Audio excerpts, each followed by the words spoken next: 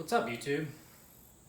If you clicked on this video, you probably either want to change your intake manifold gasket, or your fuel pressure regulator, or your injectors, or your distributor, and or plugs and spark or wires.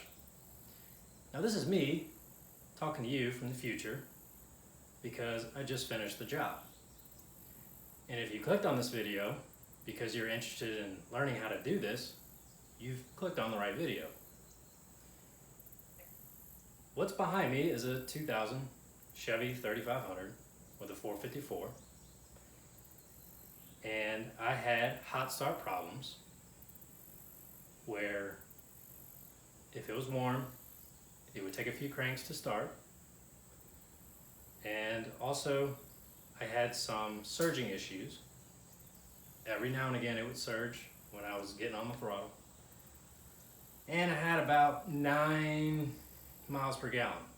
Now I know it's a big block, it's not gonna get a lot. But there's guys out there that claim they get 12 to 13 miles per gallon. And changing the injectors and fuel pressure regulator allows that to happen. So before I set out on this journey of changing all of this stuff, I originally thought that I was just going to change my fuel pressure regulator and my injectors. But lo and behold, the gasket set that I bought came with the intake manifold gasket as well.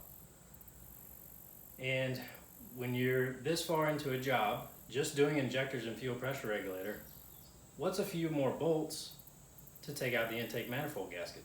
Well, it's pretty involved.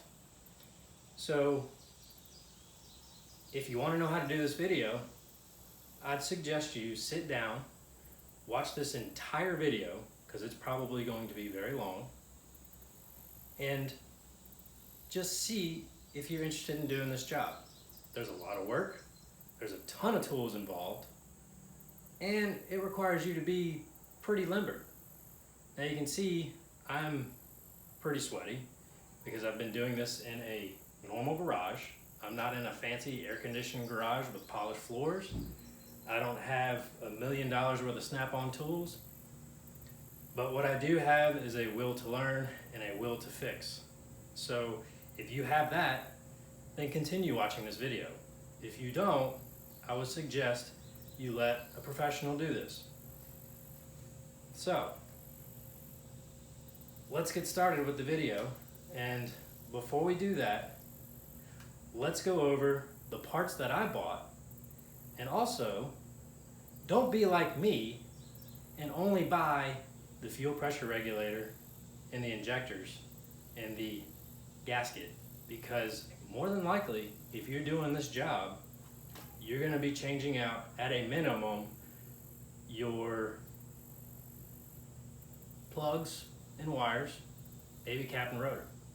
But for me, it was cheaper to buy a new distributor than to just buy a cap and rotor.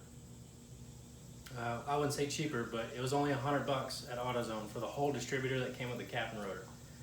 So let's go over those parts that you'll need.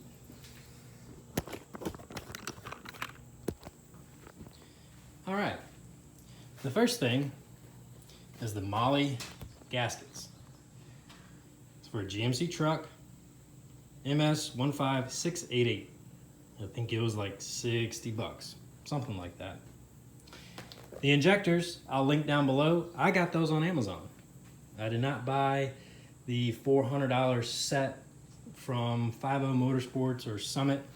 I found these on Amazon, and I cross-referenced the pictures and they're identical. They're in the truck runs great.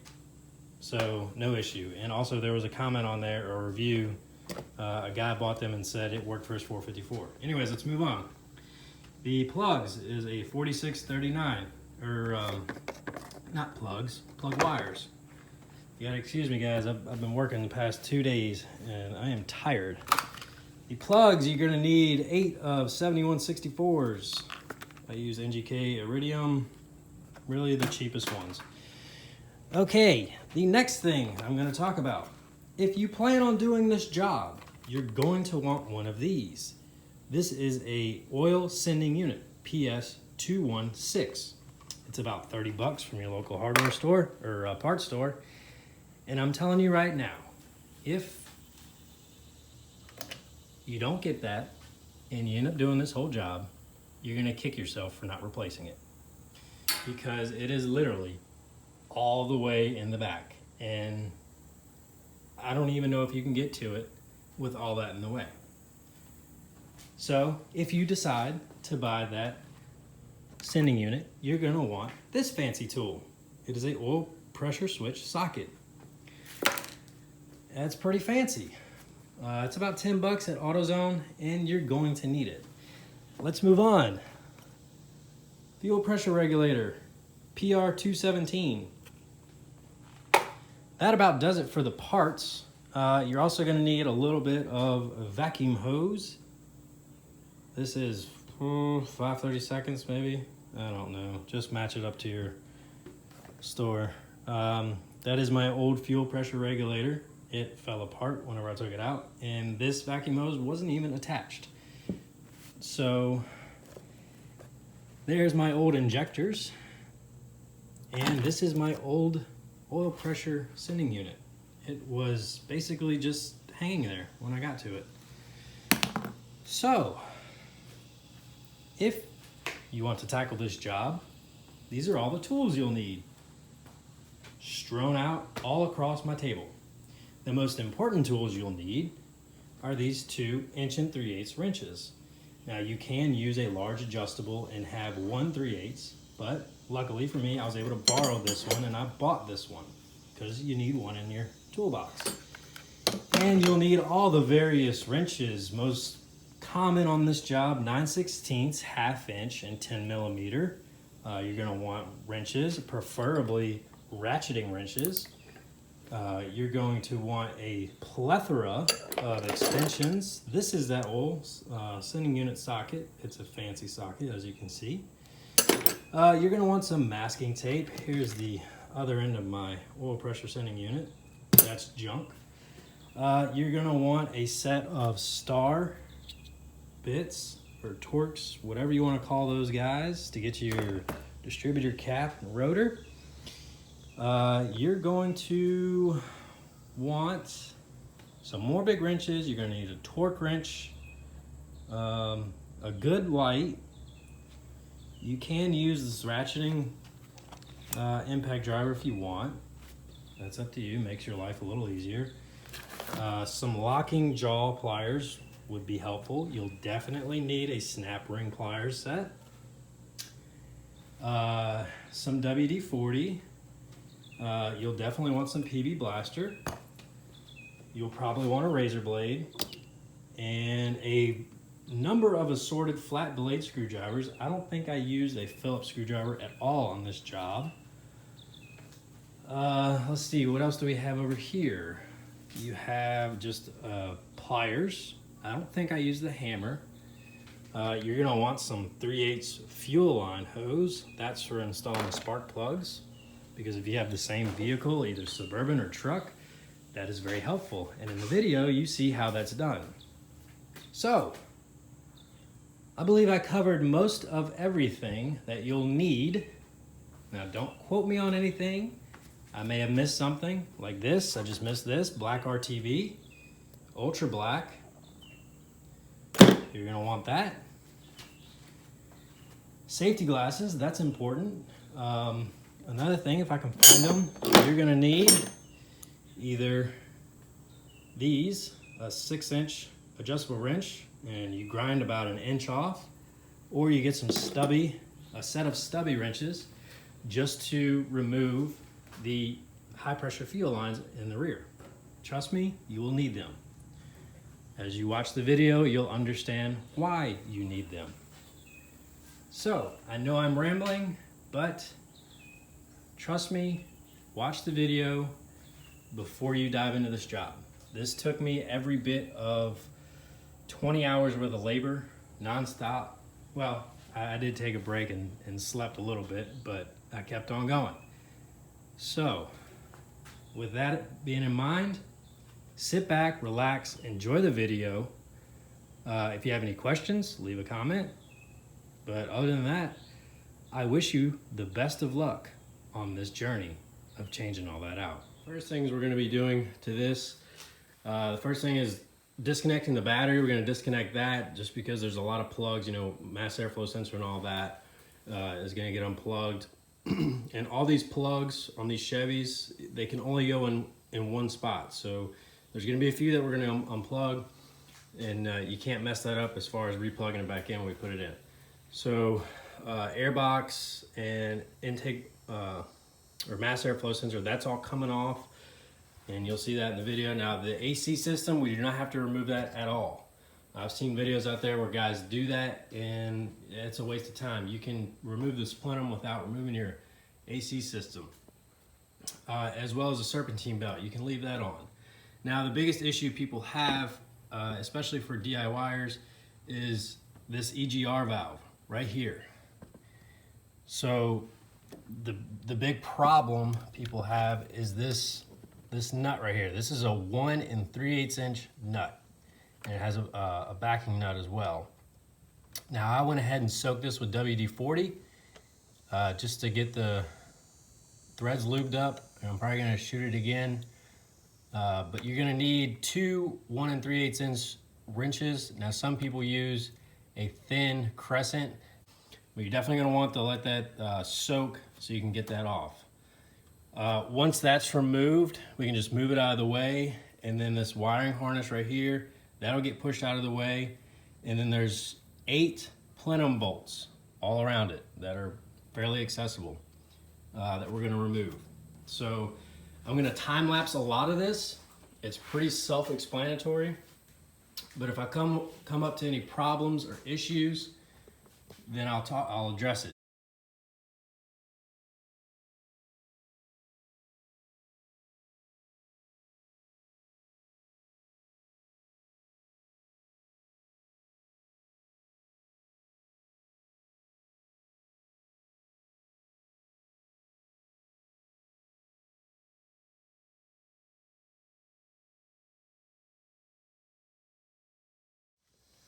All right, air cleaner, intake manifold, that's all removed. And now you can see directly in the plenum or the manifold. Now I went ahead, some guys may just remove the throttle cable. I didn't want to, those 2 cables right there, just because it can come out of adjustment, and it's easier just to take the 3 nuts off right here, and just what I'm going to do, I just have it draped right there. I'm going to drape it actually over that way, and you'll see that in the time lapse. Now,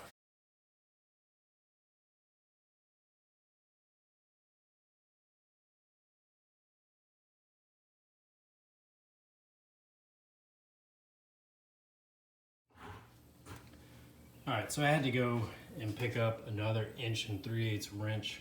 Luckily, my local Tractor Supply had one, and it was only 15 bucks. I got really lucky in that regard because these big wrenches are not cheap. And if you guys need some, you may be able to rent them from AutoZone or some other auto parts store. But what I have now, I haven't loosened it yet, but I have a block against the valve cover for the one backing nut, and I'm gonna have to pull with all my might on this big one just to get this thing loose. Now I did spray, I picked up some PB Blaster, sprayed it on there, and let's just see if we can get this loose.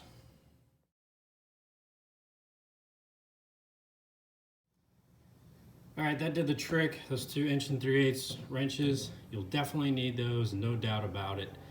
Now just be careful when doing this, because I about broke both my elbows on my fender here, pulling with all my force, and once she broke, and you can see the wood trick did the job. You can see how the wrench dented it, but broke. Let's go ahead and remove. I've got everything removed on this side. It doesn't look like it.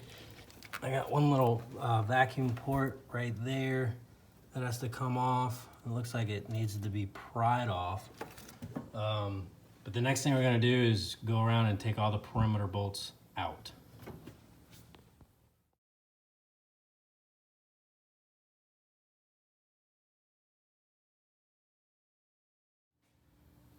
All right, all 8 plenum bolts are out. I forgot to press record for the time lapse on the right side of the engine, but there's 8. 2 in the rear corner, 1 there, 1 there, and 1 there, and then exactly the same on the other side. And what I did, they're all the same length, but on the table I just separated them as if this was the front left of the engine, front right of the engine, and move my way back, just so nothing gets mixed up or anything. But they are all the same length, same bolt. So the next thing I'm going to work on taking off is on the back here, on the plenum. You can see, let me get my light camera focused here. You see that bolt there? Let's see if I can point it out. This right here, we're going to take that off, and there's one on the other side. What that's doing, that's holding a bracket for something. I'm not sure what that is, but it's got plugs going to it. The fuel pressure regulator is back there.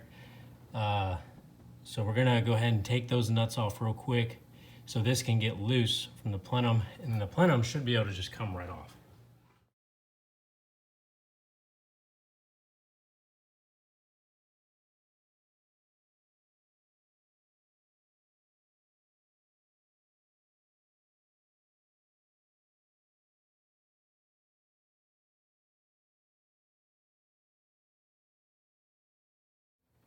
All right, I got those 2 bolts out, and this back left bolt holding that bracket on was by far the hardest one to get on this job so far, as far as getting it out. There's not a lot of clearance. You're dealing with this big wire loom here and another one, but the tool I got it with was a ratcheting 1/2-inch wrench. You're definitely gonna want one of those.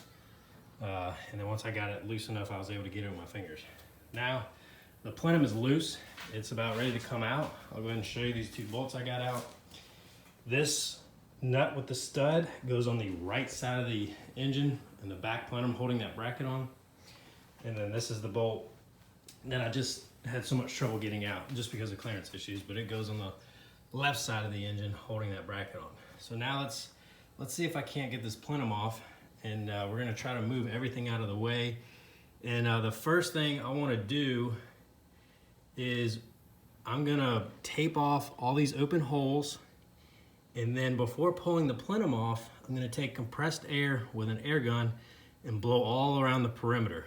Just so, because once this comes off, you'll be able to see into the engine, the intake of the engine. You don't want any dust, debris, or rocks or anything that's stuck on this engine to go into your intake. So that's the number 1 tip I can recommend, is to do that, because you don't want to put all this back together and then, you know, have something go down in your engine that you don't want. So let's go ahead and do that.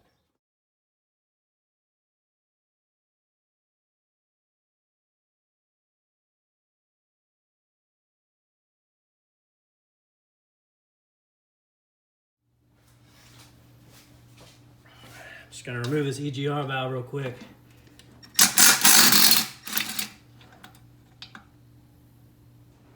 Our valve bolts are a 3/8 nut. All right, there is the EGR valve off.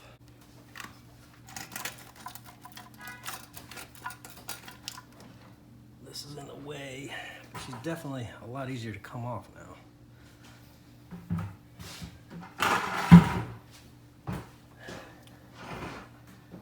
Trans line or dipstick. There we go. All right.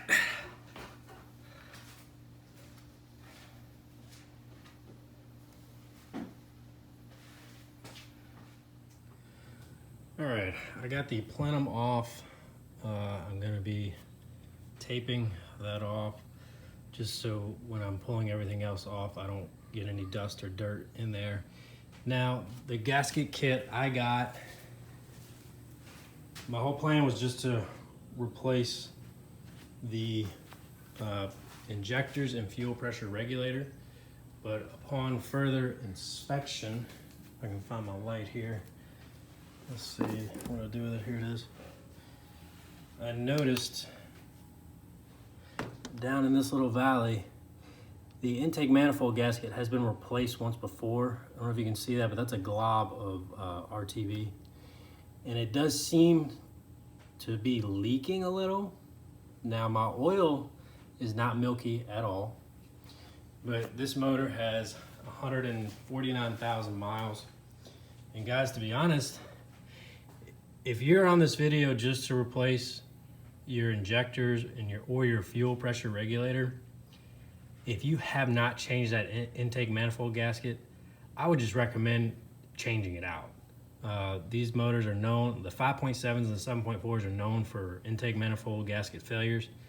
So if you're already this far into it, I would say go ahead and change it. My cap and rotor, I'm gonna leave that. It almost looks like it's new. And you can change that without taking all this off, but I'm gonna go ahead and change the intake manifold gasket just because I saw that. And it comes with the kit, it comes in the kit. So this is a Moly, both plenum gasket and intake manifold gasket. So we're gonna head and do that. Now, if you're just here for the injectors and fuel pressure regulator, you can go ahead and fast forward. But what I'm gonna do, I'm gonna start disconnecting everything, unbolting it. Now, just from looking at it, obviously this main water hose is gonna come off. I'm gonna completely unbolt that. You definitely gonna wanna make sure your intake is taped off because water's gonna come pouring out of that. The next thing we're gonna do, the AC. You can do this job without disconnecting the AC. And what I'm gonna do is I'm gonna take the serpentine belt off. All I'm gonna do is just loosen up the belt tensioner, remove the belt from the AC compressor. And then these 4 bolts holding down the compressor, those come out, and then this whole compressor can, I'll either get some wire to hang it from the hood or just drape it over to the left here. So all of this is gonna be time lapsed, and we'll go from there.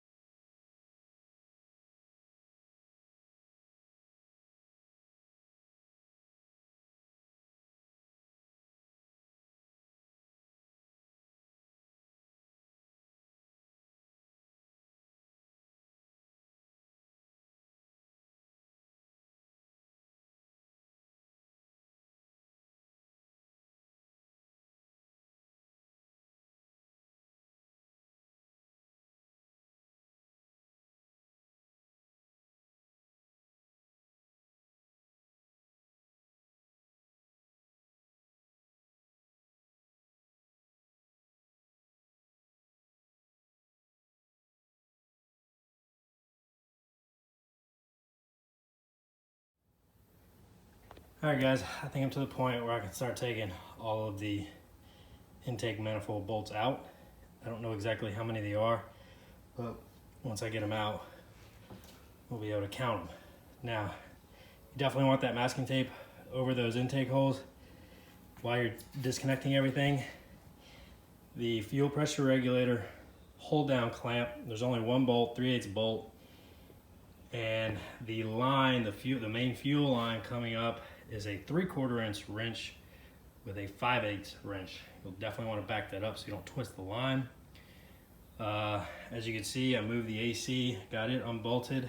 That gave me a ton more room to especially disconnect that fuel pressure line. Now, hopefully, once I get all the intake bolts removed, the fuel rail and everything will come out all at once. Now, this main water line you see here, I fought with that clamp right there. Did not want to come up over the lip, so I just disconnected it there. And this will also, doing this, it'll let me grab onto that main hose and kind of help lift it out of there. Another thing I had to do, as you saw, I took out the water heater line that goes to your heater core. I believe it came out of there. I had to run to town to get a large crescent wrench. I didn't have one. I also had to take off these nuts right here to take off 2 grounds from a wiring harness, and there was a couple plugs down there as well. So now let's go ahead and try to remove this manifold.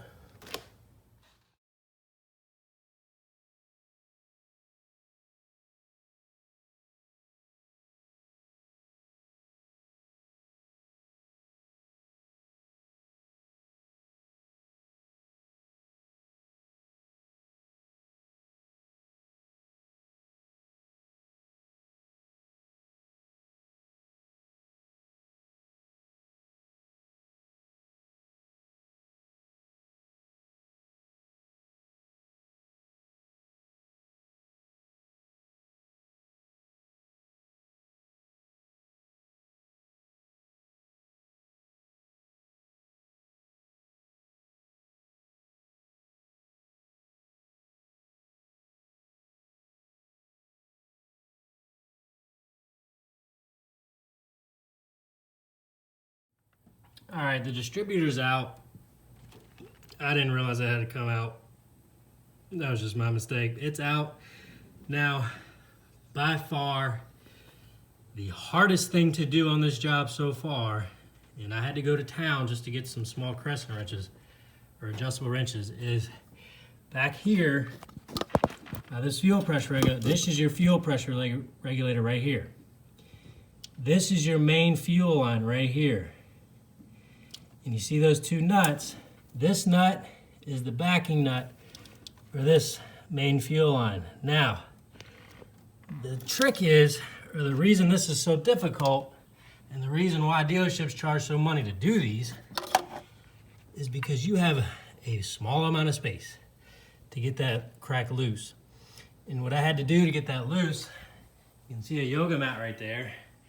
One, I had to get on top of the engine just to get leverage. And 2, here's my 2 small adjustables. Now I went to Harbor Freight, picked up a 4-pack of multiple sizes for 10 bucks. That was with a discount.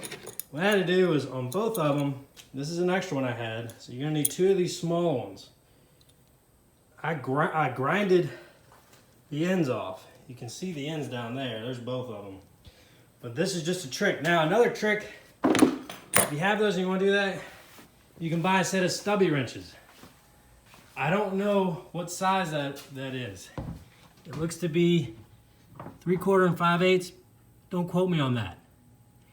So I have 5 of the right side of the bolts out. We're going to continue the time lapse of me taking those bolts out, because now I'm pretty sure once I take the manifold bolts out, it should pop off. Now it's probably going to take some prying, because whoever did this last did put black RTV on there, which is good. But now that I got those main fuel lines off, this should come off. And here's another tip for you guys. I have a box. I drilled 6 holes in it, and you can see front of the engine. I'm putting each manifold bolt in the hole. So when I go put it back together, I know I'm taking the original bolt that came out of that hole and putting it back in the right hole. So it's just one of those things where it makes life easier when you're putting things back together. But other than that, this is going pretty smooth. I'm just taking my time. Like I said, I haven't done this before, but let's continue with that time lapse of getting these bolts out.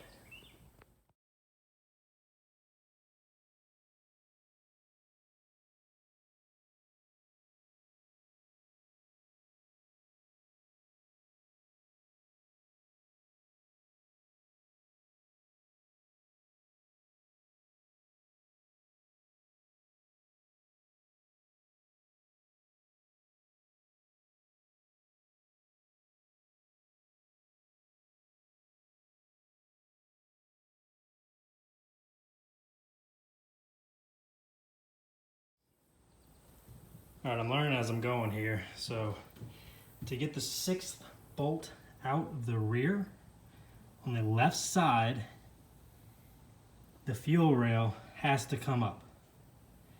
You can see the fuel pressure regulator back there. There's a bracket, but the hard line coming off of that, I don't want to mess with it too much. The fuel rail has to come up. I got those nuts loosed on the fuel lines, so once I get all the bolts off of the fuel rail, it should just pop right up, and I'll be able to put it on the bench. And the nice thing is about this, doing this way, is I'll be able to get good video of taking those injectors out for you guys. So let's go ahead and remove that fuel rail.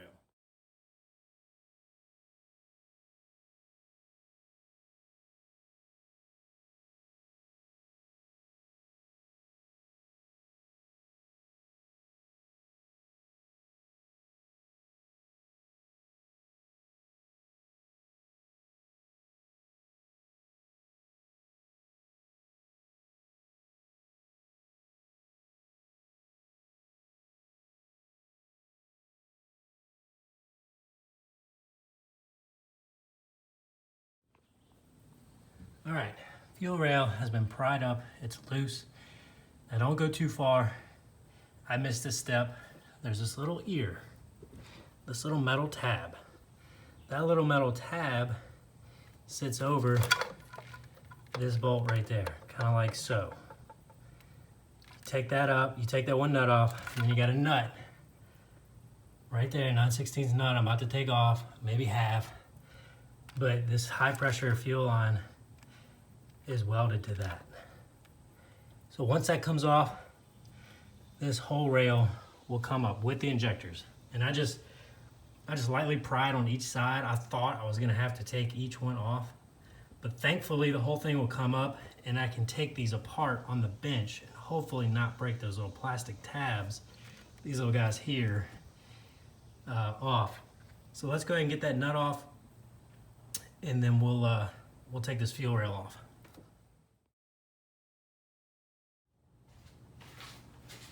Okay, got all the nuts out, the fuel rail, got her pried up. Let's see if we can get her to come out now. She's loose. Got the fuel lines off from the back. And look at that. Whole fuel rail assembly. There you go.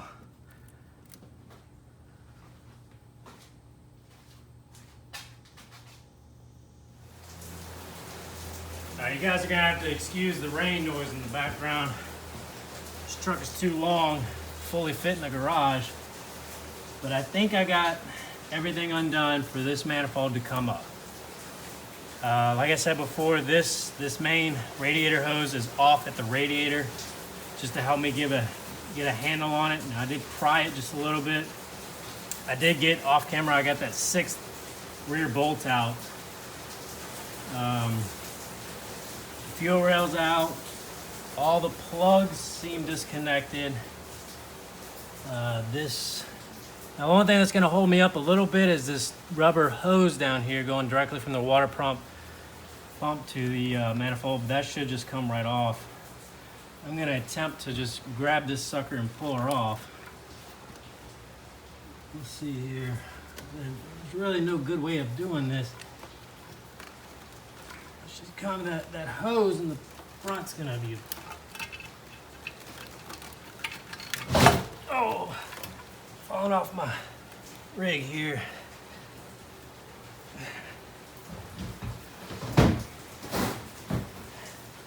What's keeping me right now is this hose in front of the radiator. I can show you, I'll try to pry her off. This little bastard right here not wanting to come off.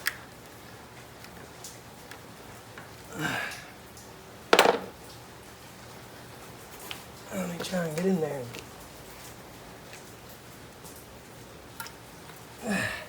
There she comes. Okay, the manifold is fully free. Let's try to lift her off the bucket here.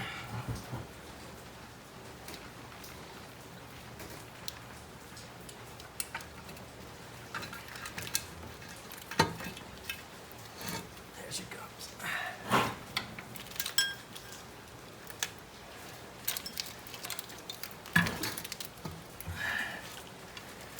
Wiring harness in the way. Something still attached.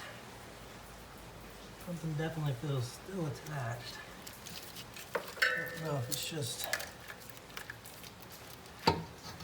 There she comes. All right, let's try to grab this from the top.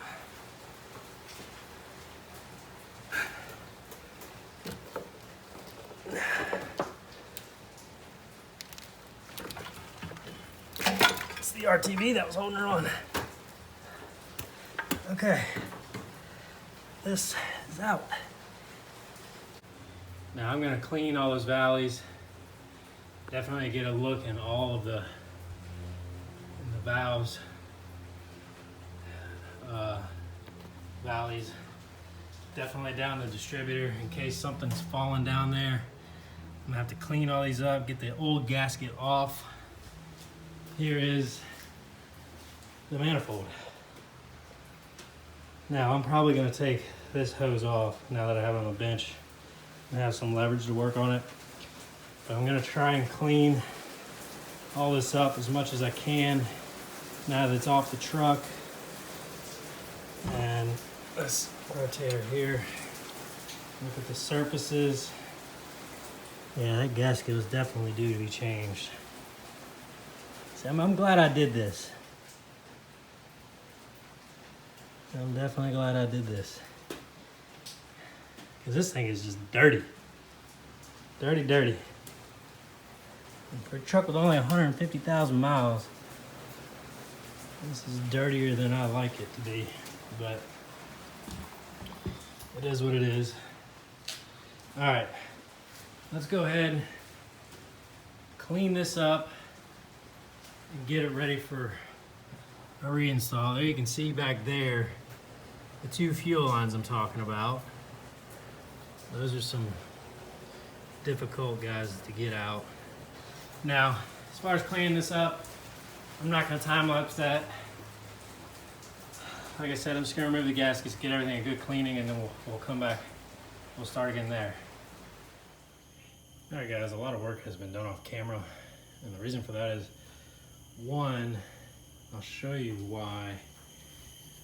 On this gasket, on the plenum, there's these little metal guide rings.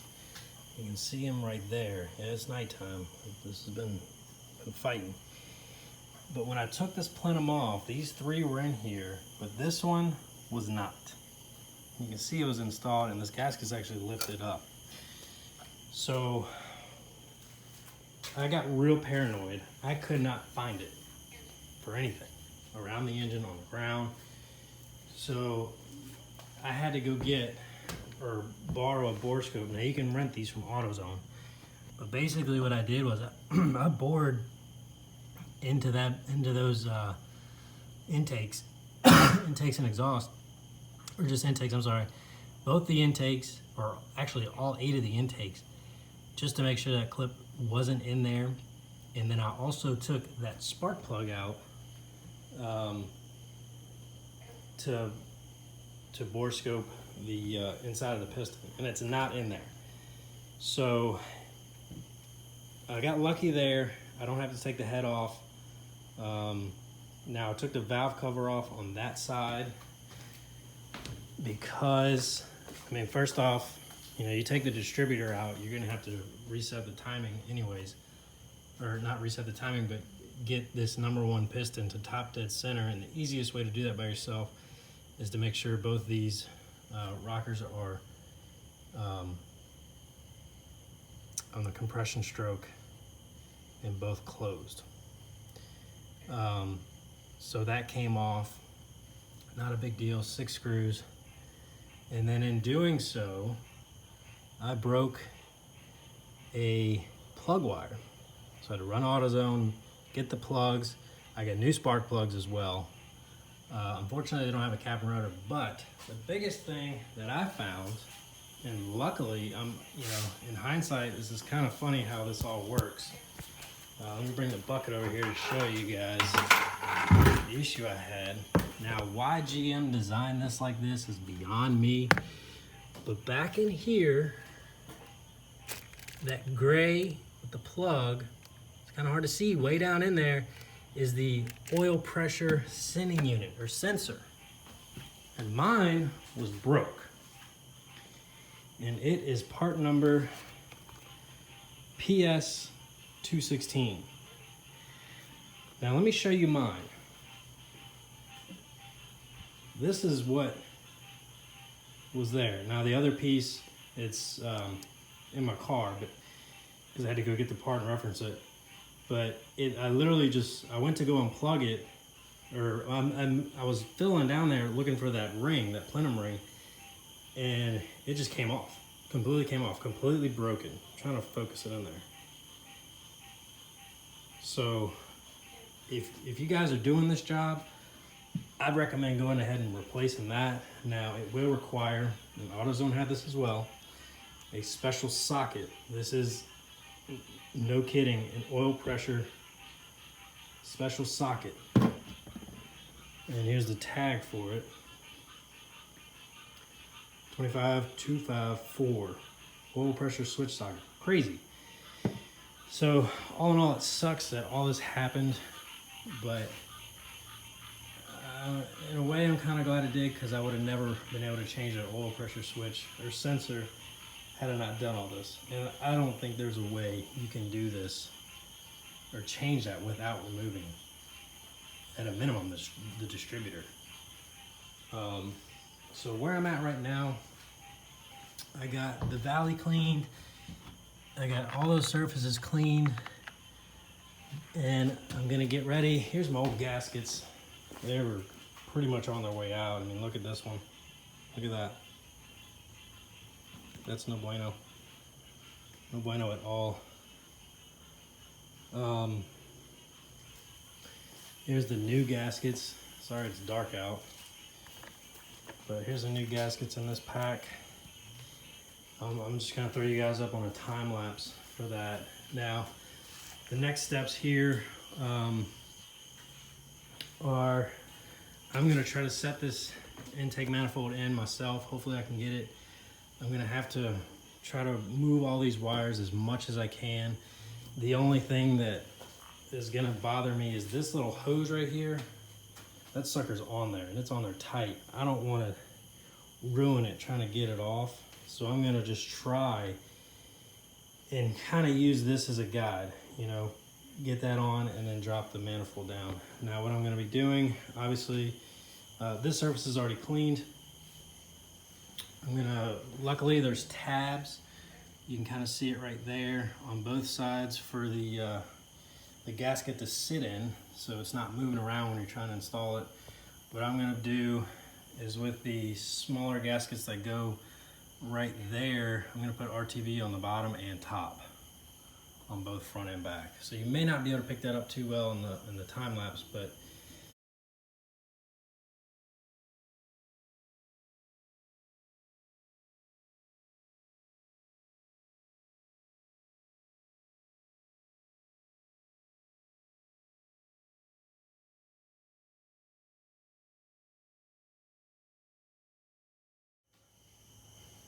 all right. Intake manifold is on. Guys, I'm whooped. I've been at this for 8 hours. It's dark out. I'm gonna have to catch this in the morning. I'll continue the video, but using that hose as a guide was okay. It'd have been better if it had been off, but it worked. Having that big hose right there as a handle was beneficial. I don't know if y'all saw me from the camera, but yes, I was fully inside here. My feet were here. I just needed the leverage. One thing to note and keep in mind, when you get ready to put yours in, your fuel lines back there will hold you up. Mine was snagging on it, but it's in. And you can see just with the intake in, that oil, that gray, where are my fingers pointing? The plug's going in. Just how hard it is with this manifold in. Unbelievable. So Now that this is in, I'm gonna throw some tape on that real quick, just so no bugs or anything get in there. All right, next day here. I got the intake manifold on, taped off. Now I'm gonna work on these injectors. Take these old ones out, but I gotta run to the store real quick and get some vacuum hose for this. Now, upon inspecting, when I got the plenum off, this vacuum hose wasn't even connected to the back of the intake manifold vacuum port. And that is right there. You can see that right there. So that was more or less probably a lot of my issues I was having. But you're not gonna want to reuse this old vacuum hose. It's old, dry rotted. So what I'm gonna do now, I'm gonna take fuel pressure regulator off. I'm gonna video that. You're gonna need a snap ring plier because there is a snap ring in there, so you can see. And we'll go ahead and try to get that off real quick. All right, it was kind of hard to film this and do this at the same time, but my snap ring was kind of located in an area where these Harbor Freight pliers, I was able to get it, but it was very tight. And as far as doing this installed in the truck, that would be very difficult. But one nice thing is this fuel or vacuum hose is pointed downwards. I had to rotate, so this whole assembly rotates, so you can get access to that snap ring. And once you have that snap ring out, there's a snap ring. You should be able to pull this out. There she comes. Check in there. Let's see here. Let's compare the new one.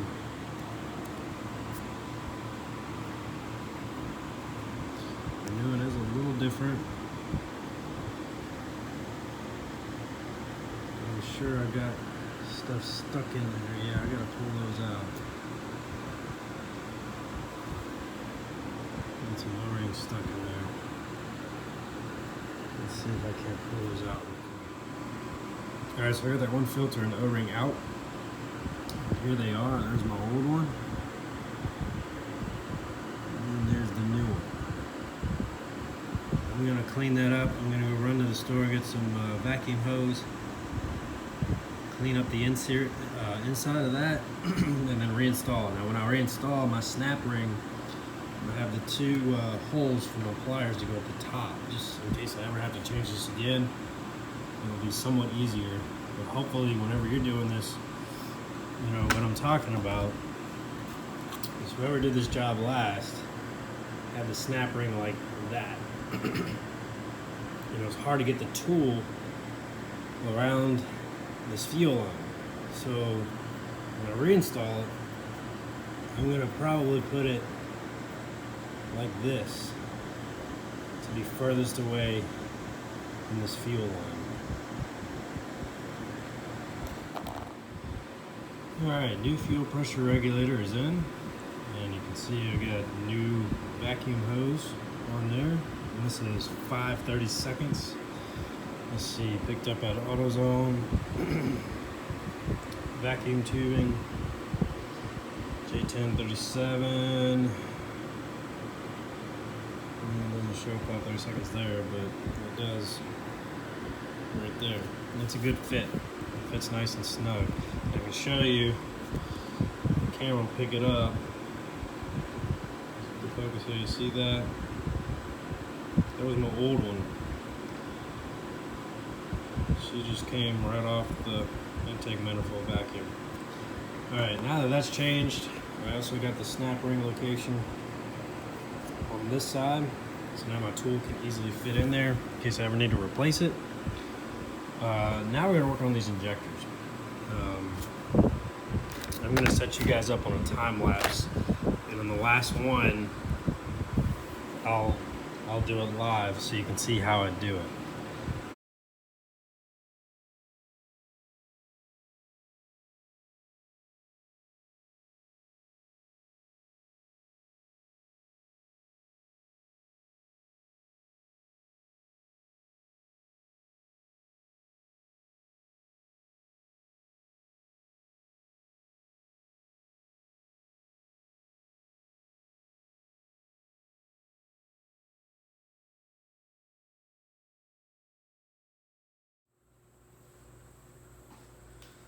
All right, I got these off. It took a little bit of finagling, but I figured it out. I'm gonna show you how to get these harnesses off. So this little metal ring right here, you push that in all the way. It helps to have a rag because that'll dig into your skin. It kind of hurts. Push it in all the way, and what I found was a normal or number 2 or quarter flathead to go under this whole switch here against the injector body and just kind of wiggle it up. I thought that this was separate from this, but it's not. So I'll go ahead and demonstrate real quick. So I got my rag, place it right there, push all the way in, get your screwdriver on there and wiggle up on both sides and she'll pop right off. Now there's a gasket, little blue gasket in there on the plug side. One fell out for me, so make sure whenever you're putting your new ones back in that gasket is there. See, I got 2 of them out right now. Let's go ahead and do this one. So again, push in, screwdriver all the way under.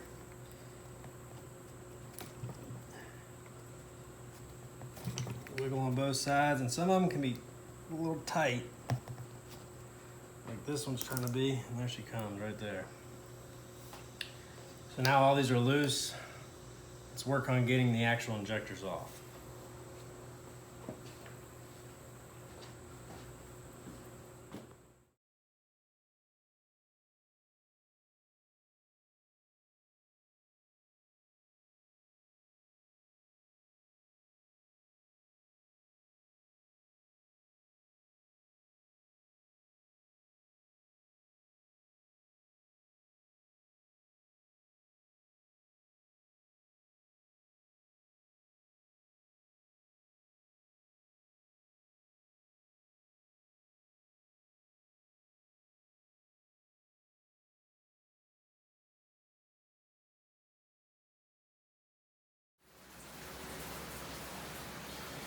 All right, sorry for the rain noise, but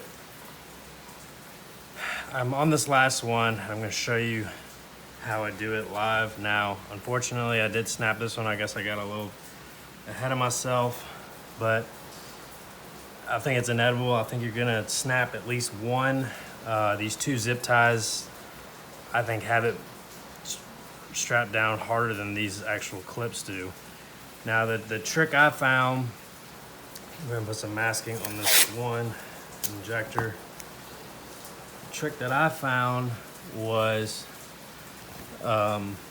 taking a small flat-bladed screwdriver, and this tip right here, you're gonna wanna get that under there and start gently wiggling side to side.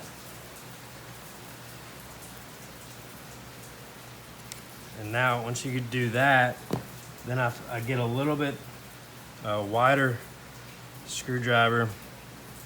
And the tip I found to get all these out without breaking, except this one, I guess I got a little too cocky with that one, is to get the blade under it and pry away like this. Don't pry towards the clip. If you pry towards the clip, the metal will dig into the clip and it'll bend it actually a lot more. So you pry away and then move to the other side. Pry away. So I'm prying away, and it'll eventually start working its way up. Let's see if I can't do this one without snapping it. And as you do this, I'm doing about 5 to 6 small little pries at a time. I'm not prying up, I'm not prying down, I'm just prying right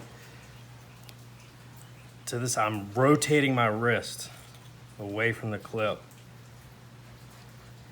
And as you do this, you can see how much space I've gained already. Now, my luck, I'll probably snap this clip.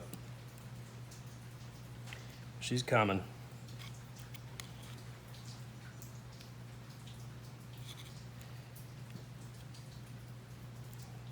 slow and steady.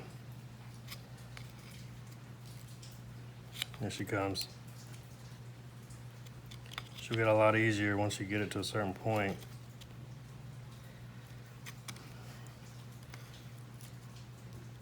Real close.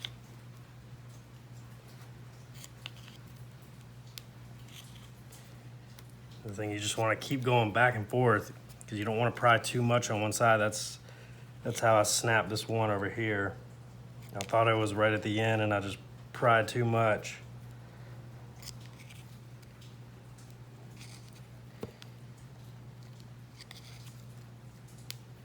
Here she comes.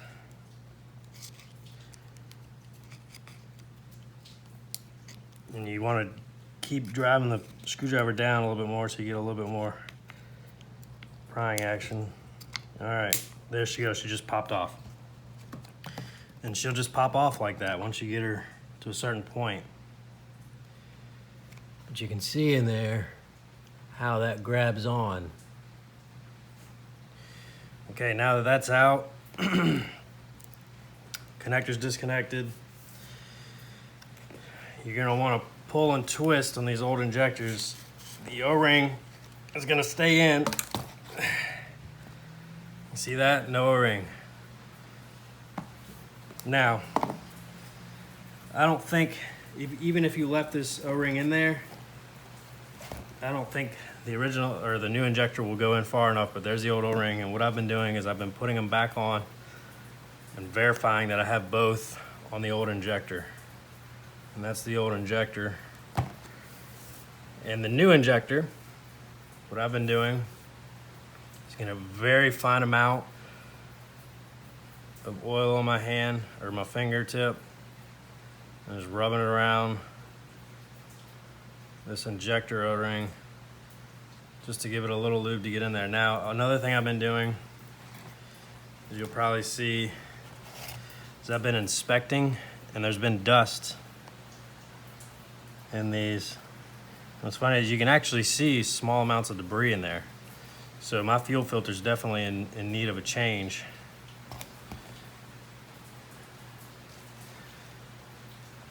Just take this, rotate it around, just try to clean up as much debris as you can. And I've been taking my pinky, kind of rubbing it around just to get any big debris, if there is any. And that looks clean. Okay, now, just take your freshly lubed up injector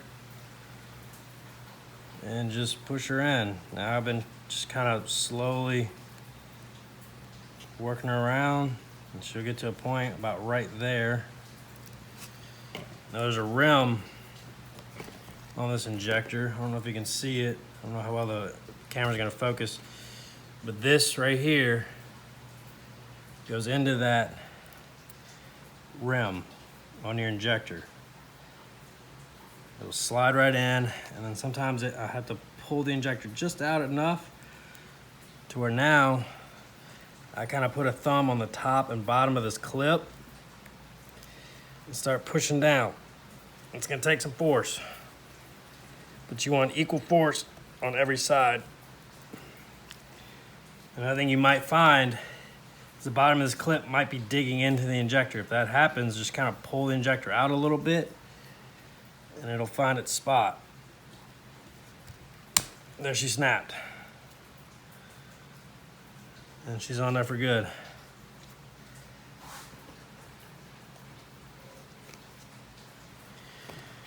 Okay, I'm gonna put some masking on this. We're gonna plug it all up and get it ready to go in the truck.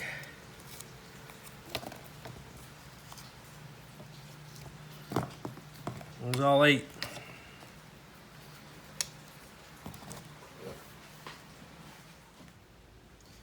All right, now we're ready to put the fuel rail back into the engine. Now what I went ahead and did is each port where the injector cup sits into, I went ahead and cleaned with a microfiber towel just to get any debris out on both sides. And another thing I did was I made sure to tape up the intake ports really well. This is especially important when you're putting it all back together. So because I got 3 bolts that are going to be going in, and it would be just your luck or my luck to drop one down into the intake. So just be mindful of that. So let's drop this in. Things to be mindful of on this is your fuel rails in the back. Those definitely need to be, and I'm gonna have to clean those O-rings up. You're gonna have to insert those into the fuel rail first and then start working the injector cups into their holes. Once you do that, then it should all seat in. Now I'm gonna put a very light coat of oil on those O-rings to lube them up, just so it goes in a little easier. There's another thing, the last thing you wanna do is roll a O-ring back, and now you have a major leak. So let's go ahead and do that. This is gonna be on a time lapse, so you should be able to see most of what I'm doing. But if not, this video would be 2 hours long. So let's go ahead and do that.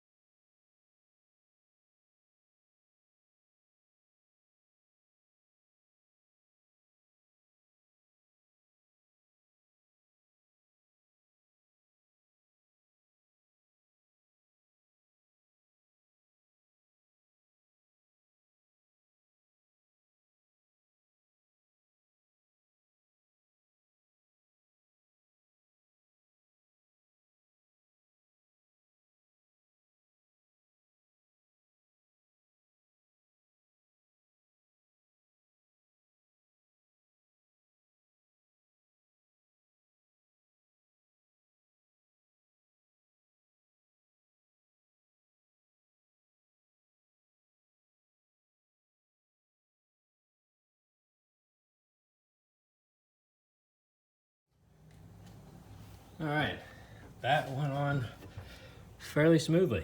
No big issues that I ran into.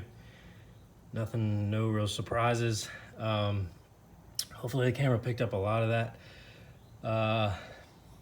The one thing that is tricky is the vacuum hose for that fuel pressure regulator. It's kind of tricky getting it on there, but it wasn't too bad. And it needs to be the right length, because if it's too long it'll kink. But all those injectors sat in their cups nicely. They should be plenty far down. The 2 bolts that hold it are in. That ear that I was talking about earlier is back in, and I guess that ear is just there to hold that plug down. Everything's bolted down, and those 2 small crescents really worked well as far as getting those fuel lines back there tight. That's some tight tolerance stuff, man. And I'm literally on top of this engine doing it just to get the leverage and torque. Needed to tighten it as much as I can. Unfortunately, I can't get a torque wrench on that. I don't have a crow's foot, but essentially I just tightened it as hard as I could. So hopefully it holds. It should, hopefully. Next thing I gotta do, plug in the wiring harness, and then I'm gonna pull all of the spark plugs so I can rotate the engine to get it top dead center on the compression stroke. All right, so now we're getting ready to put the distributor back in. The thing we're gonna wanna do, and if you're at this point and you did not mark a line on your distributor where it went, like me, you're gonna wanna do this point. And honestly, if you take the distributor out, I would do this no matter what, even if you marked it, just so you're 100% certain. So I got the left bank valve cover off, and the thing you want to do is find on the harmonic balancer that line. It's pretty prevalent. You definitely be able to find it. I'm trying to get this in focus here. That's a little better. You see that blade right there? That blade lines up with that line. When that lines up, your engine's, your number 1 cylinder is either going to be in top dead center compression stroke or top dead center exhaust stroke. And the way you figure that out is if you have a buddy with you, it's a lot easier, but if you're with yourself, you're gonna be going up and down a lot. Now on this truck has a cover, I pulled that cover down, and I just have a breaker bar on the main crank bolt, or the harmonic balancer bolt. And I just rotated this engine by hand. That's also another good way to find out if you drop something down your intake manifold, because if you can't rotate your engine by hand, you come to an abrupt stop, you got something in there. So the easy way to do this is to have a friend or someone watching these two rocker arms. This front one right here is your exhaust. As you can see, it goes right out to your exhaust. That's your intake. And for guys that already know how to do this, go ahead and skip ahead. For guys that are doing this for the first time and are confused on this step, don't worry, I was with you. I was confused as well, but it's pretty simple once you figure it out. So on a 4-stroke engine, you got suck, squeeze, bang, blow. So the engine, and you'll watch this, is if someone's rotating by hand, on one rotation, your intake rocker arm is gonna push down, and that's gonna push this valve down to let in air. It's gonna suck in air as that piston's going down. And then you keep rotating by hand, it's gonna come up, and it's gonna compress that air. It's sucking in fuel air mixture, and then you have your squeeze, which is compressing the fuel and air mixture. And when your line gets to that blade on that rotation, that's your top dead center on your compression stroke. Now, if you keep rotating, you'll see your exhaust valve opening. That is, and you bring that line back. If you're on your exhaust stroke, your timing will not be right. So it's best if you have someone rotating the engine while you're watching both the harmonic balancer line and your valves. So I just had to get up and down on the ground about 100 times just to watch. And you'll see, you do about a 80 to 90 degree turn, and you'll watch the exhaust valves and the intake valve go up and down.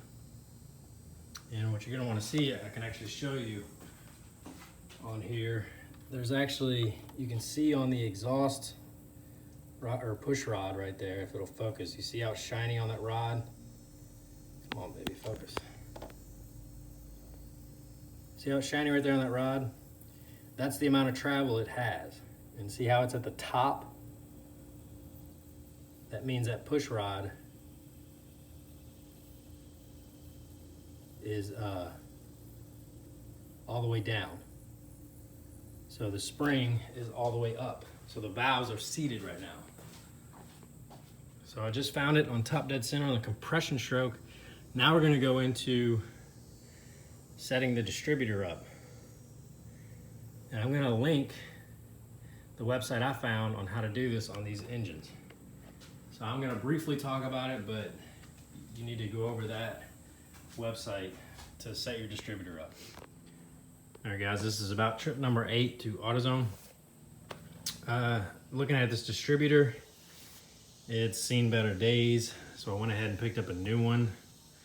And the other thing is my cap hold down ears are both cracked. And it's just, this thing is definitely seen better days. Now, AutoZone didn't even have just the cap and rotor. I mean, look at that. Those are definitely need to be replaced. I mean, I'm an advocate for, you're in there, you might as well change it.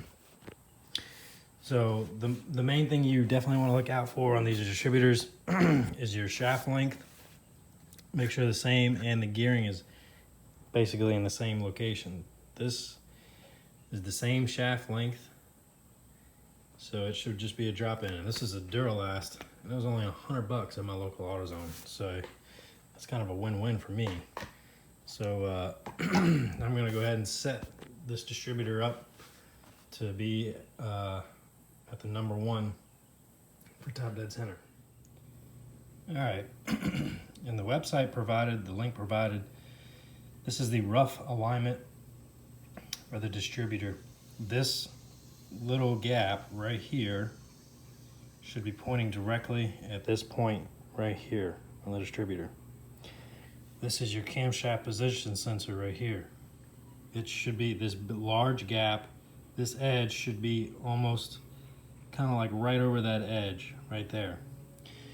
Now in setting this distributor into the engine, you're gonna have to kind of lead it. Now what that means is when you set this distributor in, since these gears are angle cut, it's gonna, when you set it down, it's gonna wanna, and when it fully seats, it's gonna kind of rotate clockwise. Okay? So if you can imagine this going in, once it finds those gears, it's gonna kind of rotate. So you're gonna have to kind of play with it a little bit, but ultimately what you're gonna want, when it's seated, you're gonna want, let's see if I can set this down. This right here, this point should be pointing to the number one cylinder. If it's way off, you have it wrong. Like if it's pointing that way, you have it wrong. You want it pointing in the general direction of the number one cylinder. And you can see this on the cap here. You see how number one's at the front right here? That point should be pointing right there. So let's go ahead and try to set this distributor now. I'm gonna try to do this, guys, for you live. And once again, we're gonna verify this plug goes towards the back left of the engine. We tighten down our fuel rails. We've got our vacuum port on. We retaped up our manifold here because we're going to be dealing with some small bolts. Another thing, make sure you have the wire plug for the distributor ready to get plugged in. And then it's going to be kind of difficult because we have this wiring harness. Another big tip is to go ahead and put some motor oil on that gear. It's going to help slide it in. This is a brand new cut gear, so it'll just help make things go a little smoother. I'm just going to make sure we have this lined up with that point. There's a rough thing here, and we're going to try and get this in there. Like I said, this is going to be kind of difficult to do. Hold it up. Golly, I'm falling off board here. I'm gonna go ahead and get in the truck. Okay, I'm in the truck.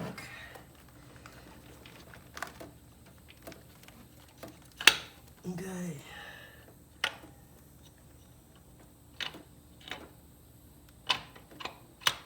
I think she just set.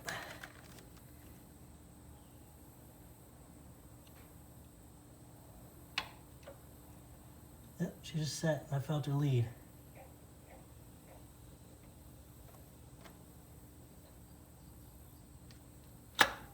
There she is. I think I went too far. Yep, I went too far. So this is gonna have to come back up. I'm gonna rotate a little bit. I didn't lead it enough.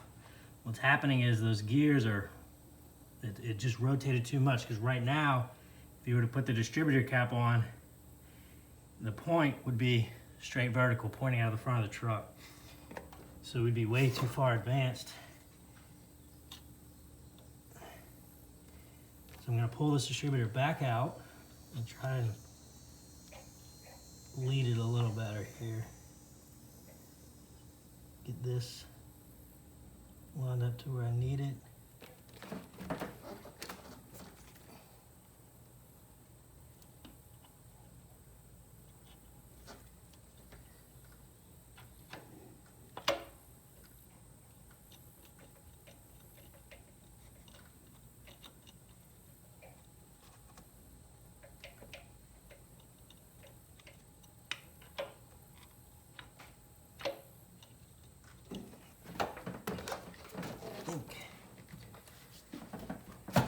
Got it worse. I'm not fully seated here. All right, this is gonna take a few attempts. All right, guys, after many trials and errors, I finally got it to where I want it. Now, things to keep in mind after you visit that website to set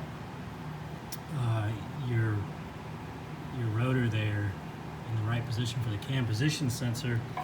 Things to keep in mind are this cap can only go one way with the screws, and also that plug is pretty much going to be pointing directly at the steering wheel whenever you get it close. And so now that the engine is in top dead center, I can just set this where it needs to go like that. And you see how that pointer's pointed that way? Well, if we set this kind of like this, the cap, it's pointing directly at the number one plug wire, which is what you want.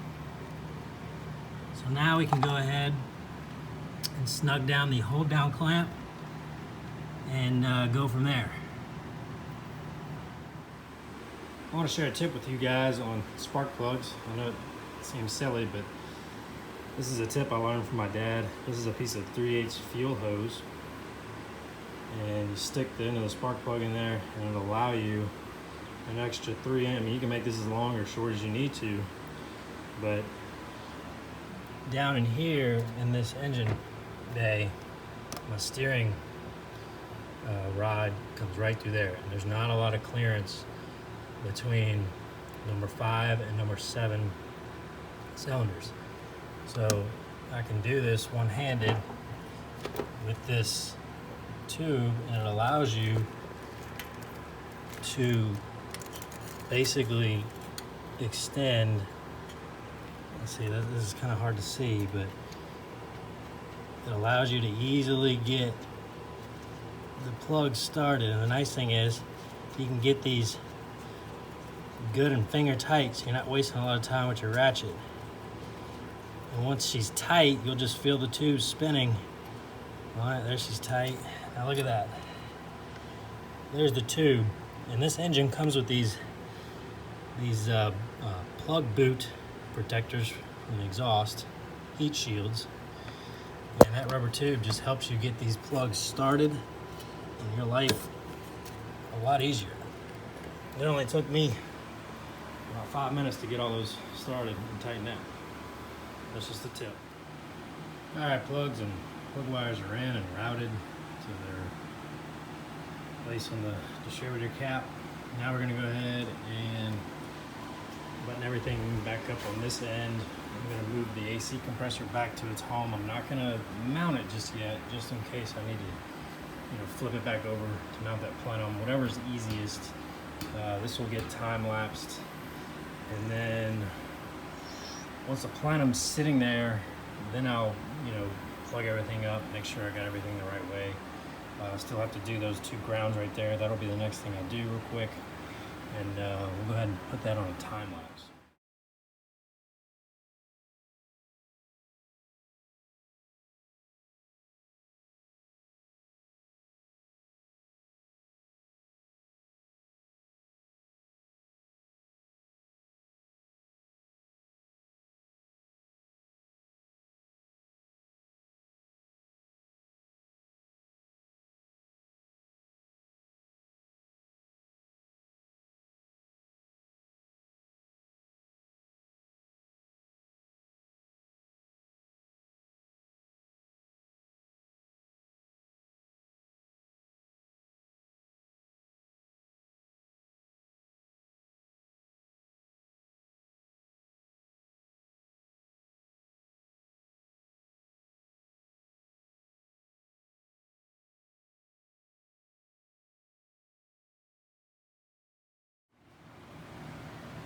Alright, I got the heater hose on, heater water hose on there, AC's bolted down, and I think we're ready for the plenum. Plenum gaskets go down.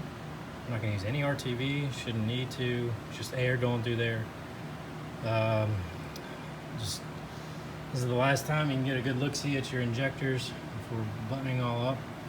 probably going to want to do a double check on all those to make sure they're tight, and then make sure they're plugged in, which they are. It's not going anywhere. Make sure all the plugs like this are plugged in, your grounds are bolted down, and that's about it. I think I'm going to wipe down this intake just a little bit, try to get some of that crud out. I wanted to do it when it was off, but man, this job is taking me a lot longer than I wanted to. So let's go ahead and try to clean out that intake just a little bit and then throw that plenum on.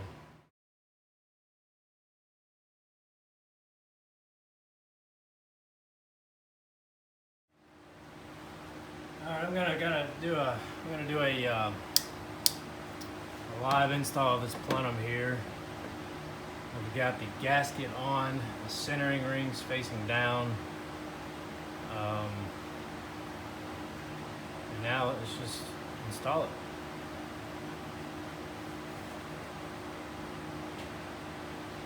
We've got the gasket fully cleaned, or the bottom surface of this plenum fully cleaned here.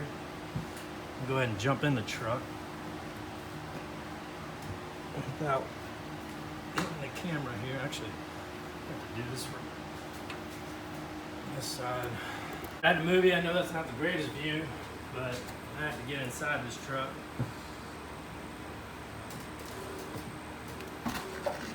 Now the fender right here is probably the easiest way to get in. I just kind of set my butt right there, and then my knees will go against the rocker cover or the alternator here. So, look at that. Alright. So luckily there's no RTV on this. This wiring harness is just going to have to kind of set like that to get this plenum on.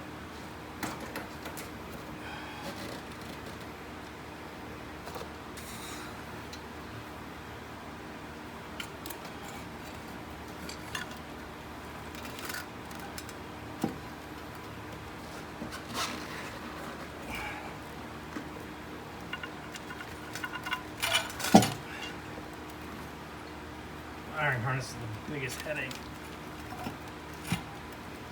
Here she's somewhat set. Get a bolt in that front corner. I just fell out of the truck.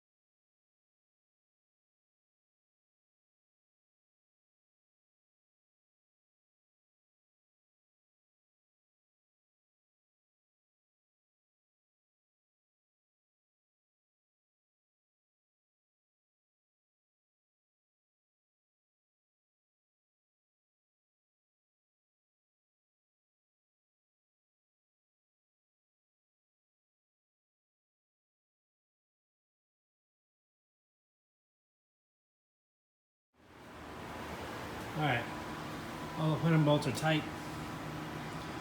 Now we just gotta hook up mass airflow sensor, EGR valve, and EGR valve piping or hosing, and then plug everything up and start it.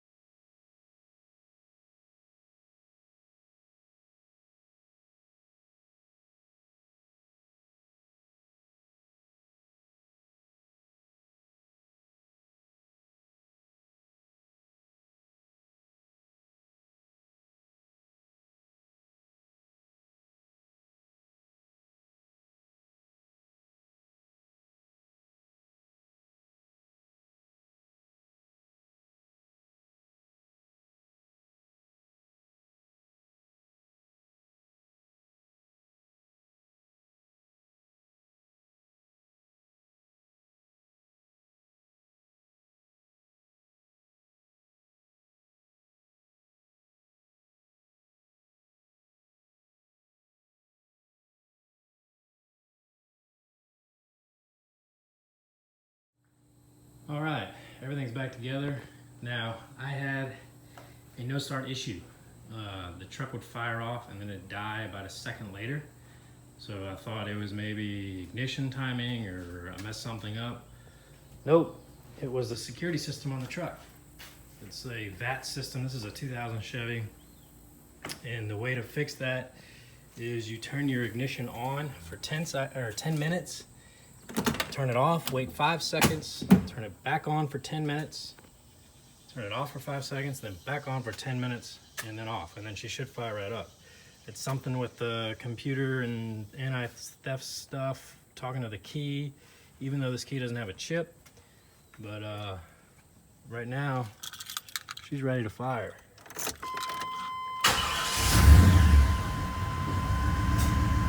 Fire right up.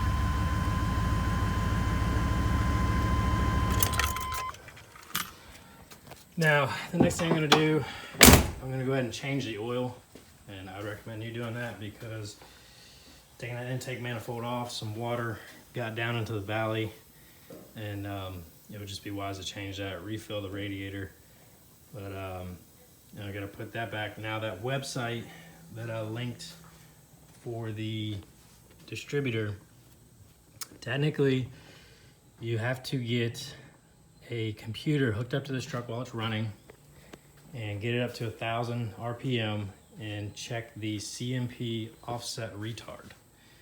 And it should be within +2 degrees or -2 degrees. That's GM spec. So fortunately for me, my dad has a scanner tool that will read that. But if not, you're gonna have to take it to a shop that can do that and adjust that. And what you need to do is you need to loosen up the hold down bolt and clock it enough while the engine's running at 1,000 RPM, and while something's watching the computer, you stop whenever it's within spec, and then tighten that bolt down. So once you get that, you should be done. But as far as everything else, we're gonna change the oil, fill the radiator up, and she's good to go.